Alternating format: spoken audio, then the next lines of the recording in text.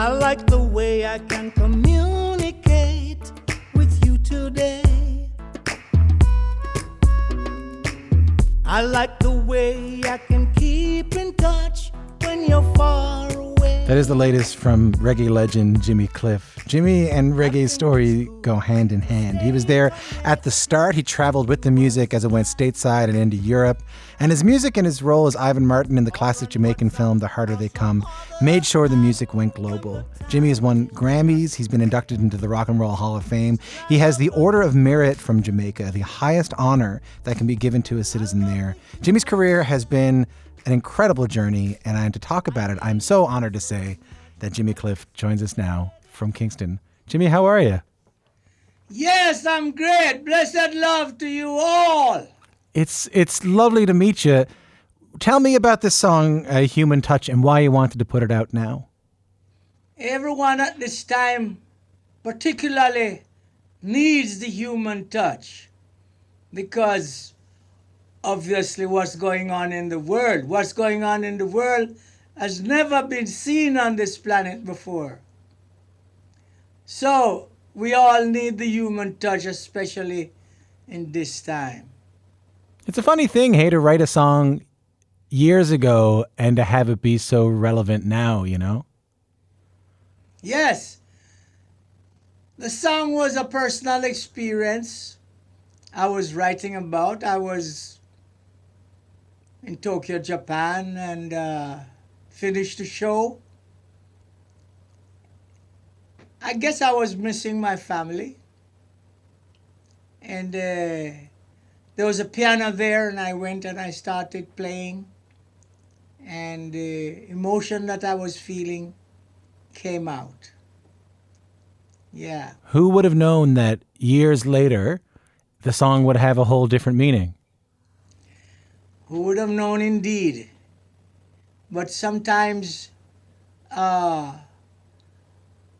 songwriters or singers can get sort of prophetic things to say, to give to the public. And that seems like one of them. After this interview is over, I'm going to get you to pick my lottery numbers for me. All right. I want to talk a little bit about the journey and how we got to where we are right now. Reggae is a music at the soul of Jamaica and the soul of so many places around the world. You were there right at the start. I want to play a piece of music. Take a listen to this. But we're over there, my lovely, I'm coming over. But we're over there, my lovely, I'm coming over. And this time, I'll be like Hurricane Hattie. From 1962, that is my guest, Jimmy Cliff with Hurricane Hattie. 14 years old. I read that when I was doing research for this, that you were really hustling to get people to record you back then. What do you remember about getting this record made? That brings back really good memories because it was my first number one. It was my, let me see, one, two, it was my fourth recording and my first number one. And of course, that's a great feeling. When you get number one is number one, you know. Knocked off a lot of established artists in Jamaica at the time to take the number one spot. It's a great feeling. I remember even listening to the song there now. I remember everything about it that I was seeing when I was recording the song. The drummer, drum bagger, the guitarist, Judge Jerry, the keyboard player, Easy Snapping. It was like a tremendous time for me. You know, when you record, I don't know for most artists, but I know that when I record in the studio and I walk out of the studio, I know I got something. Really?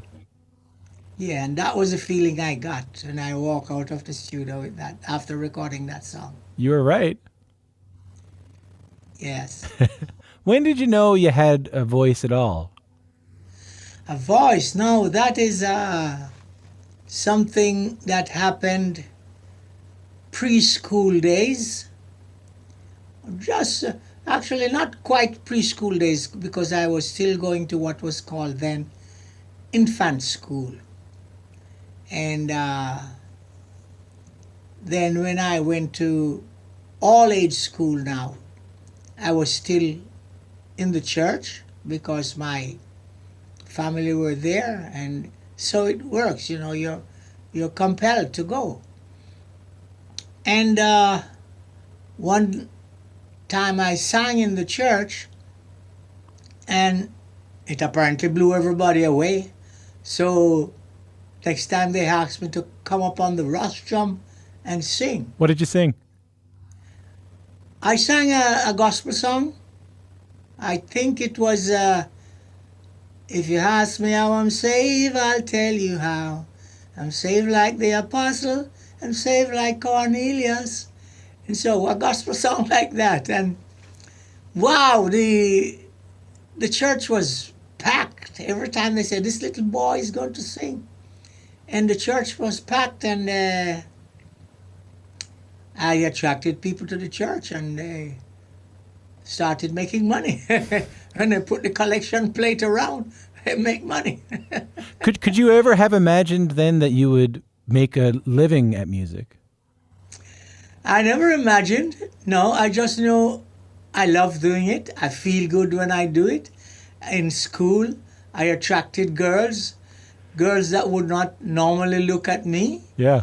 They could come into the classroom, and they say, where is the radio? I said, what radio? I said, we hear singing here. I said, that was me. And their mouth dropped and went, so things like that, then I say, yeah, I got something here. I think I got something. I attract people at the church. I attract people in school. And so I felt I had something there. But even had you only done your own music, your career would have been incredible. But you end up bringing so many other people with you into this music. I mean, you auditioned and brought in Bob Marley for his very first recordings. What was Bob like back then? Yes, it's funny that you should use a line that I bring a lot of people with me. It's like a song that I'm writing now, okay? On my way up, I took everyone with me, oh yeah. On my way up, I took everyone with me, oh yeah. Funny that you use that line. You did, though, you did. Huh? You did, Yeah, I sure did. But I took everyone like a magnet. I attract good and bad. But some of the good were really good, and some of the bad were really bad.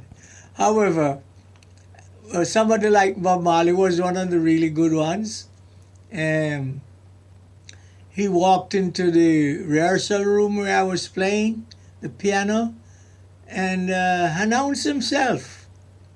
And he said, Desmond Dekker sent me, because Desmond Dekker came before, and I had him recorded his song. And they both used to work at the same place as welders. And he had a great sense of rhythm, and he had a great sense of the use of words. So from then I could detect that he was a poet. You took everybody with you, as we just talked about, in so many ways. It wasn't just Desmond Dekker, it wasn't just Bob Marley, but it was millions of people who found their way to reggae through your music. And one way that happened was you were invited to, I think it was the World's Fair in New York in '64, representing Jamaica. You were 16 years old, you were a teenager. What was it like to take that ska, that reggae sound to the States back then? Yes, they said, the Minister of Social Welfare took it on himself, say, I want to promote Jamaican music abroad, particularly in the U.S. So was like for me at the World's Fair. For me, it was like another show. Yeah. I went up there, I did my performance and do it the best I can as I normally do. For me, it was another show. But it was a great thing to be performing in America, United States. It was like, wow. you know? Did they like it? Oh, the band that they chose to do the accompaniment, in my opinion, and in other people's opinion too, was not the right band. But I think they did it for the look, according to their way of thinking. What do you mean? Well, all those musicians were like what we call in Jamaica Uptown Brown. So you see, the undercurrent of racism did run here in Jamaica, and it still runs. So they chose a band with all brown people, and they were not the ones who originate and know really how to play the music and love the music. But however, they had Jimmy Cliff in front, so they're going to look good. But the next day, the reviews in the music paper was all about Jimmy Cliff. This musician, this singer who characterizes his singing with contortionistic motions. I've never heard that word before. Contortionistic? Yes. What does that mean? I don't know. But I was very energetic, and it was my act at that time to lay down on the floor and kick up and go and act as if I was possessed by some spirit. So I guess that's how they found that word. So you go from the U.S. and then you play in the U.S., you go back to Jamaica, and then you go to the U.K. for a few years. I want to play something from that time. Take a listen to this. Yeah. Many rivers to cross, but I can't seem to find my way over. Wandering, I am lost as I travel along the white cliffs of Dover. From 1969, that's my guest, Jimmy Cliff, with Many Rivers to Cross. So we were talking about this, Jimmy. That particular verse, that particular stanza is revealing to me. Many rivers to cross, but I can't seem to find my way over. Wondering I am lost as I travel along the white cliffs of Dover. Tell me a little bit about that, because just by reading, I don't know if your initial trip to the UK was a positive one. There was a whole lot of mixed emotions packed in that song. First of all, emotions about my ancestors crossing the Middle Passage. Then to myself crossing over from Jamaica to the US, to the UK. Then thinking of people in general, as I normally do when I write a song. Their own personal rivers that they have to cross. So it was all of those emotions packed in it. And like the song says, I can't seem to find my way over, because I went to the UK with big expectation that I'm going to beat out the Beatles and the Stones. When I went, I found out, hey, it's not that easy, Jimmy, it's not that easy. This is a different ball field. Yeah. It's a different game here. But I never gave in. And however, it wasn't happening like I thought it would happen. So hence the line, I can't seem to find my way over. So it was all of those emotions that packed in that song. And you know, the way I recorded that song, I had done a session in Jamaica, and I did not record that song because I know we in Jamaica, we are very much rhythmic people, rhythmic musicians. And I chose to leave that song till the time was opportune. And when I went to New York to do the sweetening, as it was called then, the thought came to me while walking out of the hotel to the studio. I said, wow, if I finish this song, I may be able to get it recorded. And so said, so done. I finished the song in 10 minutes and had it recorded. One take, and it was done. How did you get through the not so easy times in the UK when things were hard? That's a great question, you know. The UK was really tough. I mean, from the time I landed at the airport, I had a hard time. They were going to turn me back for some reason. The Home Office said, you don't have that and you don't have this and that. But however, Chris Blackwell, being who he is as an Englishman, was able to do what he did to get me through, and I was allowed to stay in the country for some time. But now the times that I stayed in the country was really hard. One incident was the first place that they put me in. It was in a part of London called Earl's Court. And the proprietor of the house came one morning while I was doing my exercises, and she knocked on the door and said, what are you doing here? You know we don't accept black people here? I said, yeah. Well, if you want me out, you got to get me out on my head. And I slammed the door and went back in. The same day, I was on a music program called Top of the Pops, the biggest one. Nina Simone was performing, and the setting was they put a lot of us around her to sing. And the next day, I went back to my apartment, and the woman saw me, and she said, oh, Mr. Cliff, I saw you on the telly. You can stay as long as you want. Mm. So, you know, I had lots of those kind of things. Racism existed in Jamaica, but not blatantly, subtly.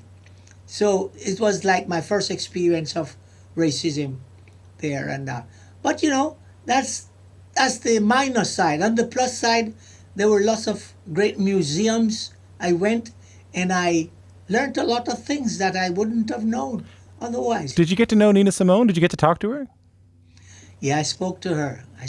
And the great thing was, she was and still is one of my favorite artists of all time.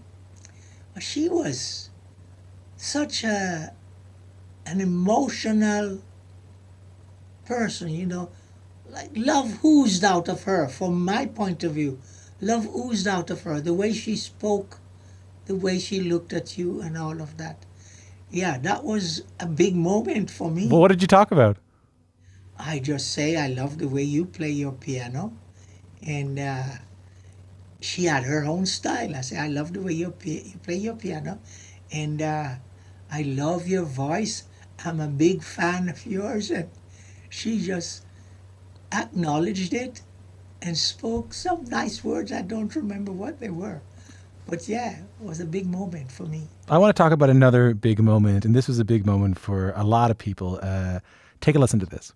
So as sure as the sun will shine, I'm gonna get my share now. What's mine? And then the harder they come, the harder they'll fall, one and all. My guest is the legendary reggae musician Jimmy Cliff. My name is Tom Power. From the 1972 film of the same name, that is Jimmy Cliff with The Harder They Come, which was an important film for reggae, for Jamaica, for so many reasons. You provided music for the film. You played the lead character, Ivan Martin, this wannabe musician from the countryside who ends up getting involved in crime. You had never really acted before, like most of the cast, I think, except for one person. What stands out to you when you remember filming The Harder They Come? Well, quite a few things. The director and co-writer. One day I finished a recording session at Dynamic Sounds. I walked out of the studio. I had just finished You Can Get It If You Really Want. And I knew I had something. I walked out with that feeling. So the look was on my face. Up walked to me this white Jamaican gentleman and said, "You're Jimmy Cliff?" I said, "Yes, I'm Jimmy Cliff. Do you think you could write the music for a film now I'm making?" I looked at him and I said, "What do you mean if I think I could write? I can do anything." And he, for about a half a minute, he didn't say anything at all. He was stunned by my response. So the next thing I knew, I went back to England, and the next thing I knew, he sent the script. Now, not just want me to write the music, want me to play the lead role in the film. So he came to England. We ran a few scenes. He was satisfied. Yeah, this is the man I've been looking for years to do my movie. Even though I felt it could be true that he was looking for that particular person. But at the time I was very popular in England. I had hit records. And so, you get a Jamaican to play the lead role in that who is very popular all over the world. I look at it two ways. But how he convinced me was he said, "I think you are a better actor than singer." And I said, wow, no one has ever read my mind like that before, because I felt the same way about myself. You did. You thought you could be a great actor. Pardon? You thought you could be a great actor. He did, because he saw an album jacket of mine, and there were two photographs, one on the front, one on the back. And he said on one side, I look like a winner, and on the other side, I look like a rebel. So he said I had a wide range of photography. I can be photographed in different ways. So that also was one of the things that prompted him to ask me to do the movie. Well, the making of the movie was another thing. Yeah. One of the important things about it was Jamaica's first full-length movie, of course. And they ran out of money. Every now and then they ran out of money. I jumped on a plane and went back to England. And they call and say, "Oh, we got enough money to go again." I jumped back on a plane. I went back to Jamaica, start filming. They run out of money again. It's the same cycle over and over. But we finally finished the movie, and it has become what it has become, because everyone went into it with a positive mind. Everyone wanted to make it. I remember Janet Barkley, my love interest in the movie, say, "Jimmy, me make it in this a movie, I know."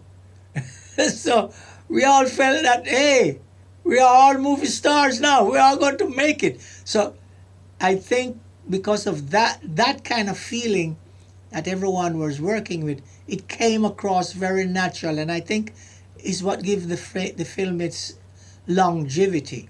If you watch it again and again, it still feels fresh and like something that you see, but that you've never seen before.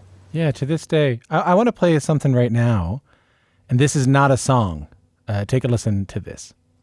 Reggae music is a music that was not conceived in the United States like most of the music forms that we know.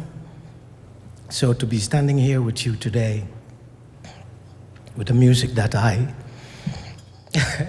was a part of creating. It's a big honor. It's Jimmy Cliff being honored by the Rock and Roll Hall of Fame in 2010.